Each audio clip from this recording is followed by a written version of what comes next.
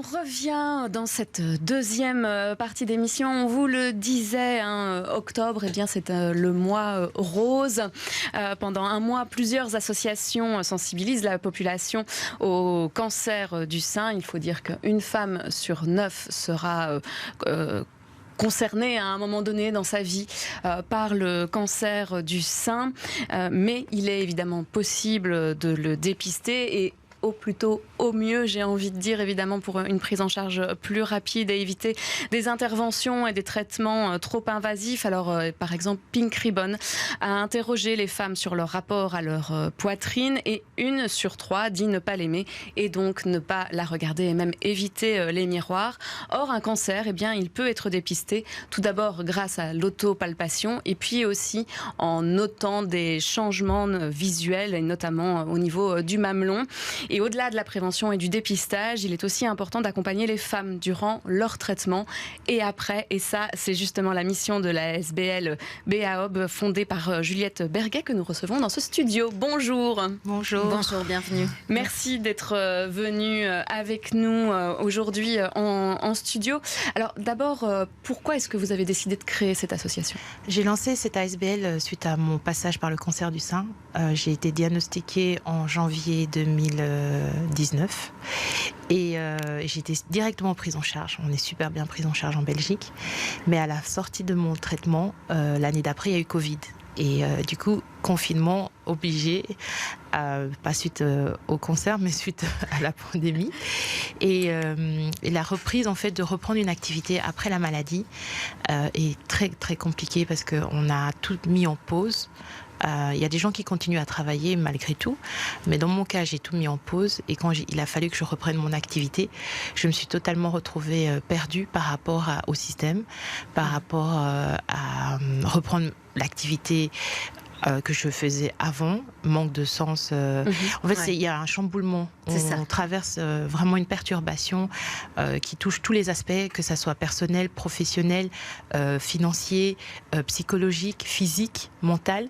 Et du jour au lendemain, en fait, reprendre le pas et reprendre sa place dans la société est un énorme challenge. Et c'est vrai que très souvent, les femmes ou les malades de longue durée aussi, qui sont traitées pour des cancers, disent qu'après la maladie, une fois qu'il n'y a plus de rendez-vous médicaux, parce que souvent ça dure 1 an et demi, le traitement toute votre vie a été rythmé avec ça, eh bien en fait on a un peu du mal à intégrer le fait de ne plus être malade et que sa vie ne soit plus rythmée par ces rendez-vous médicaux et on se sent encore plus seul. C'est ce qui vous est arrivé du coup ?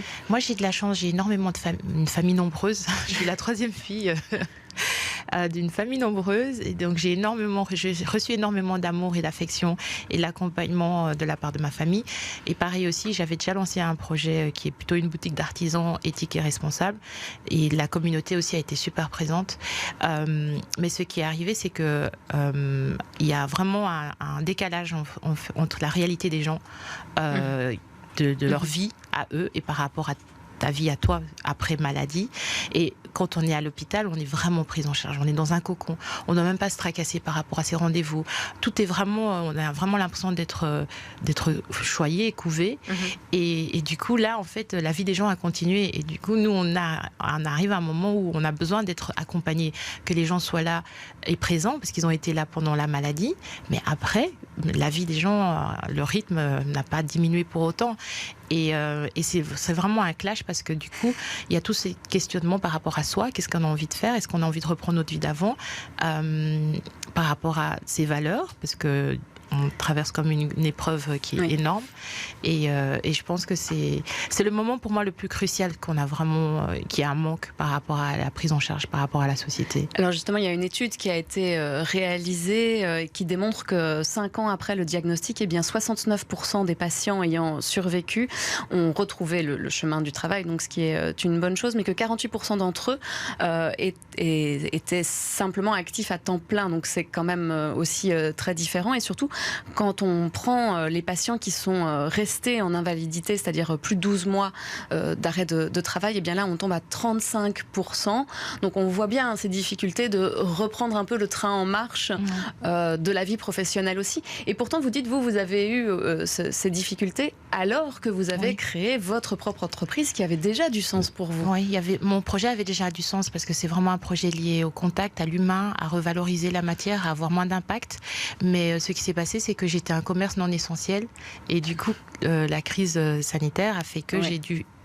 Le moment où j'étais moi prête à me dire je reprends, j'ai dû fermer et ça a été un deuxième choc. Oui, c'est ça, vous avez cumulé aussi les ennuis. Et du coup, en fait, ce qui se passe, c'est qu'on a beaucoup de séquelles, des pertes de mémoire, de concentration, de la fatigue.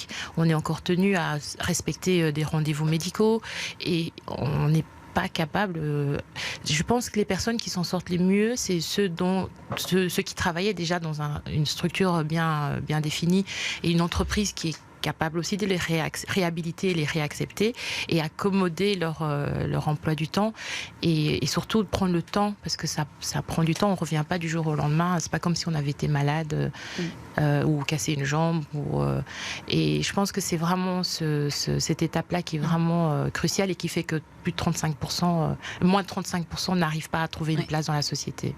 Votre témoignage, évidemment, il est prenant, il est touchant. Merci déjà de vous livrer comme ça ici dans ce studio de BX1.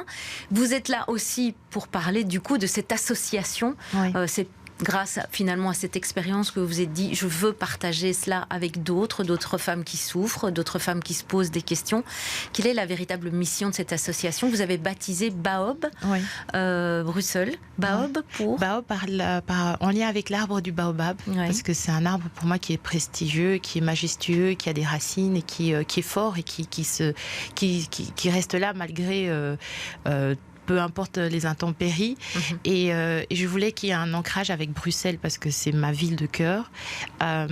Et ce projet est vraiment né par rapport à tout ce cheminement que j'ai fait l'année Covid et même jusqu'à maintenant.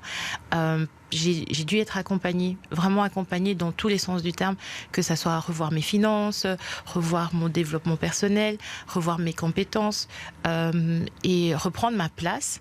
Et j'ai eu la chance d'avoir des personnes ressources autour de moi. Mais en allant en visite médicale, en fait, quand on est à l'hôpital et quand on est face à la maladie, on a tous les profils types, toutes les personnes de toute origine, de tout âge. Et quand on est dans ce prospection de se réapproprier et d'être accompagné, on se rend compte que c'est toujours les mêmes profils types. Et là, il y a eu vraiment un questionnement en me disant, mais elles sont où mes copines de chemin? Et quand on a tissé des liens, parce que à force d'aller au même endroit et d'être branchés à la même chimio pendant une année, pas une année, mais de tout le temps se croiser, il y a eu des liens qui se sont créés. Et là, j'ai vraiment fait le constat qu'en fait, celles qui étaient déjà précaires avant sont encore plus précaires après, parce qu'il n'y a pas ce filet que moi j'ai eu la chance de pouvoir bénéficier. Et ce projet est vraiment né dans cette idée-là, c'est de pouvoir que tout un chacun puisse être accompagné et que le système puisse répondre à ces besoins-là, de prendre le temps et de les réinsérer. Moi, ce qui m'a reconstruit, c'est la création. Et le fait de faire des choses, je me suis lancée comme créatrice parce que j'avais besoin de faire quelque chose de mes mains. C'est une thérapie parce qu'on oublie même ces douleurs, on oublie, c'est un vide. Et ce projet, c'est vraiment de pouvoir accompagner toutes ces femmes à se reconstruire par la création.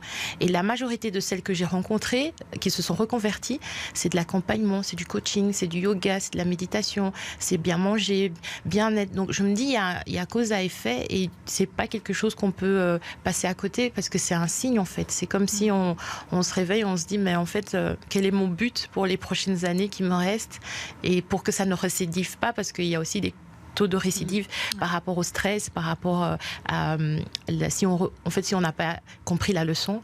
Je pense que c'est vraiment c'est une mission de vie. Voilà. Aujourd'hui, concrètement, comment vous accompagnez ces femmes dans leur retour à la vie Le projet vient active. tout juste d'être lancé. On a approché, j'ai approché la ville de Bruxelles, la mutualité chrétienne et Actéris par rapport à mon problème. Parce que j'ai assisté, en fait, le jour de la fête nationale, le 8 mars, la fête des... consacrée aux femmes. Consacrée aux femmes. J'ai assisté à une conférence et les chiffres étaient énormes par rapport déjà aux inégalités pour une personne normale qui travaille, qui a un bon revenu, qui a une bonne éducation. Et il n'y avait aucun chiffre par rapport à des cas malades. Et je les ai confrontées en fait directement en leur disant mais qu'est-ce qu'il en est? Et donc elles ont été super gentilles, les 3 personnes que j'ai eues via Actéris, la ville et la mutualité chrétienne. Et en fait, en faisant les recherches, il n'y avait rien. Et là, je me suis dit, je ne vais pas rester là en me disant qu'il n'y a rien. Et alors, du coup, personne ne fait rien. Je vais agir. Mais je ne suis pas seule. Hein. J'ai toutes mes personnes ressources qui m'ont accompagnée, avec qui on a monté ce projet. Et c'est chouette parce que la conférence s'est faite vraiment en quelques mois. J'ai toute une... c'est ça, en fait, c'est la force de la communauté et le sentiment de se dire on fait quelque chose pour son prochain. Oui, c'est ça, et vraiment ne pas être toute seule. Alors cette conférence dont vous parlez, elle a lieu ce soir à l'Hôtel de Ville. Oui, à l'Hôtel de Ville, dans la salle gothique. C'est de 18h à 20h. Il y aura des intervenantes, donc Actiris, il y aura la ville de Bruxelles, il y aura Senseo, qui est Senseo, c'est l'Institut des recherches par rapport à toutes les maladies. Il y aura qui d'autre? Il y aura désolé, j'ai parfois des petits bugs comme ça. Beaucoup de protagonistes et d'acteurs de ce domaine pour déjà mettre délicat. Le point par rapport à ce problème et trouver des solutions pour après construire. En fait, c'est pas un projet qui va se faire du jour au lendemain. J'ai pas une boîte magique. J'ai juste mis le point sur quelque chose et pour lequel il faut qu'on travaille ensemble et qu'on trouve une solution ensemble. Parce que pour moi, 35%, c'est un chiffre qui est vraiment... Et la Covid n'a pas aidé parce qu'il y a plein de personnes qui n'ont pas été diagnostiquées, qui n'ont pas été à l'hôpital. Déjà, le fait de se palper. Il faut apprendre, ça, et on le disait, vous le disiez, Vanessa, justement en introduction de cette thématique, c'est que les femmes ont un mauvais rapport avec leur corps. Certaines femmes, avec leur corps, ont même du mal à se regarder dans un miroir, à se toucher pour éventuellement trouver cette anomalie qu'il peut y avoir dans le sein. On s'oublie, hein. Et il y a une étude qui a été faite par la Mutualité chrétienne. Les femmes sont les premières à s'oublier. En fait, elles pensent au bien-être des enfants, de leurs compagnons, de la famille, de tout le monde. Mais si elles doivent aller faire leur check-up, elles sont les dernières à mettre la liste sur la liste parce que il faut payer le loyer, il faut payer ici l'école et en gros on s'oublie alors qu'on est quand même pour moi des personnes ressources. C'est nous qui donnons la vie, nos mamans nous ont donné la vie et on est les dernières à se prendre en charge et pour moi c'est vraiment quelque chose qui est encore jusqu'à maintenant alors que on a toutes les technologies et je me dis et encore moi j'ai de la chance d'être en Belgique, je pense que je serais au Congo, j'aurais pas été dans une famille aisée, je serais pas là aujourd'hui, parce qu'on en meurt encore aujourd'hui du cancer. Oui, c'est important aussi de le rappeler, donc d'où l'importance aussi d'Octobre Rose. Vous pouvez regarder, il y a aussi plein de manières différentes de soutenir les associations, c'est important. Merci beaucoup Juliette Berguet d'être venue dans ce studio. On vous souhaite bonne chance alors pour la création de l'ASBL et que ça fonctionne bien, que vous puissiez aider le plus de femmes possible. Merci beaucoup. Merci Juliette.